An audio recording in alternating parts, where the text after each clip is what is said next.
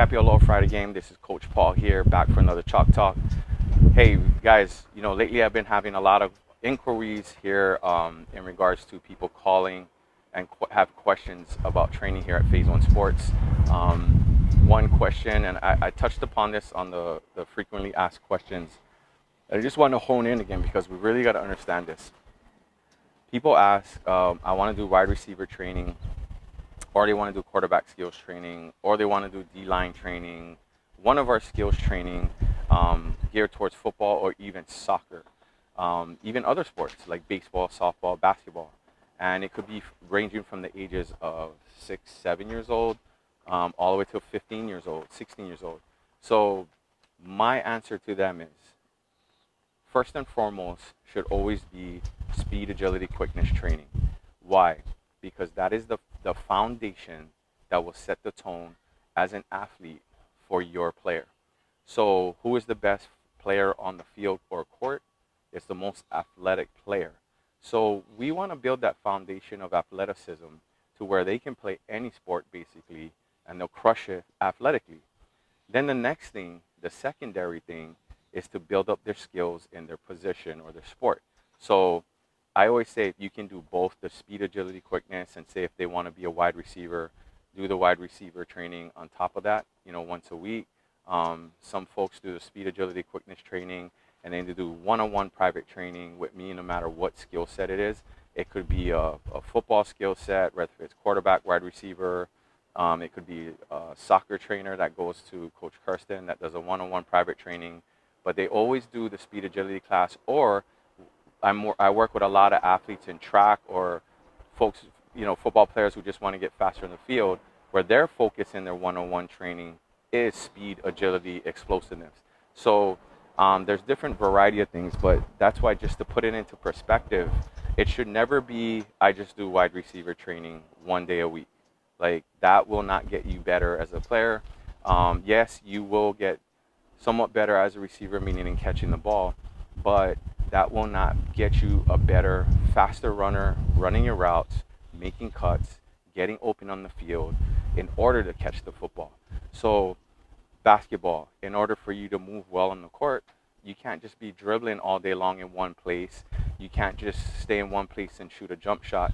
You have to learn how to move around on that court very athletically, whether if it's jumping and rebounding, crossover dribbling, whatever the case is. That speed, agility, quickness class comes into play. Same as baseball, softball players. Not everybody has the power to knock it out the park. So guess what? You got to be able to run those bases. All right. Now, in that speed, agility, quickness class, it gets you faster. It gets you running around those bases quicker. It gets you moving laterally side to side to catch a ground ball or run to catch a pop-up. So soccer, same thing. I mean, that's a sport where you're literally running the whole time. So not only you need conditioning, but the proper form of running, because a lot of soccer players don't use their arms when they run because of the dribbling of the ball. So again, I just gave you many examples on why speed, agility, quickness training should be your first and foremost training before anything else, and how many days a week you should do it. As a starter, 3 days a week, at least 3 to 4 days if possible, if you're not playing a sport. If you're playing in a sport and you have practices, you should be coming, if you once upon a time came 3 to 4 days a week, you should be coming at least 1 to 2 days a week to maintain it. Here's what happens when you drop out. After 2 weeks of any type of training, whether it's our strength conditioning classes, our speed agility classes, or if you come to our wide receiver skill training, quarterback training, etc., take 2 weeks off. Come back on that third week, and I've seen it. I'm telling you, I've been doing this for way too long, for over a decade.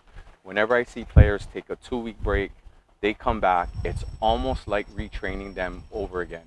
Now, they might catch on a little faster because they only took a 2-week break, but they do lose what we taught them. I don't care how long they've been training. So don't have the misconception that, they've been doing this for like 6 months straight, a year straight, whatnot.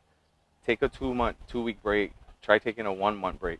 Take a 1-month break. I've literally seen kids come back and they forgot everything. And I don't care what age it is. All right.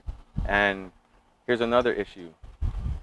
You can't emulate what we do because everything changes. No matter how the training looks, There's always a certain focus for the day, for the week, for the month, and there's no way of emulating what we do here at Phase One. So we're not just your gimmicky, ladder drills and footwork, and that's cool. You need that stuff, but again, that's secondary stuff. Your first and foremost is your technique. You're not going to use ladders on the field. You got to learn how to run straight. You got to learn how to be very good on your change of direction, and we hone in a lot on those things. Speed agility ladders are a whole different topic that I touched on before. I don't even call them speed ladders. I just call them ladders because for us here at Phase One Sports, we like using them more as a warm up versus using it for a whole training. So again, do you need it? Yes, but does it have to be a priority? Absolutely not. This is all secondary training. All right. So you have any questions, guys? Give us a shout out here at Phase One Sports. Go ahead and get signed up, get registered. www.p1hawaii.com. Go ahead and get on the link. We have a whole lot of good information. Make sure you like, subscribe, and follow us here on our YouTube page for more information of what we do here in Phase One Sports and just in the realm of training like an athlete. With that said, guys, you guys have a happy Aloha Friday. Take care. God bless. Peace.